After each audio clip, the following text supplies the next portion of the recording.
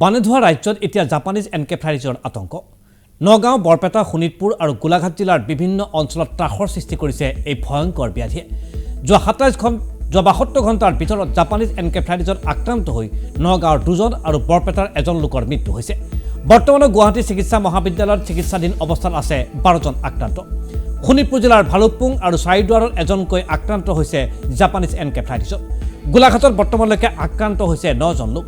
ইতিমধ্যে বিভিন্ন জিলাত প্ৰশাসনে জাপানী এনকেফেলাইটিছ প্ৰতিৰোধৰ বাবে ফগিঙৰ ব্যৱস্থা কৰিছে লগতে জাপানী এনকেফেলাইটিছৰ পৰীক্ষা আৰু সজাগতা আৰম্ভ কৰিছে ঠায়ে ঠায়ে আৰু এনেদৰে বানাক্ৰান্ত অঞ্চলসমূহত দেখিবলৈ পোৱা গৈছে বানৰ তাণ্ডৱ কমাৰ পিছত এতিয়া আৰম্ভ হৈছে জাপানিজ এনকেফেলাইটিছৰ শংকা আতংক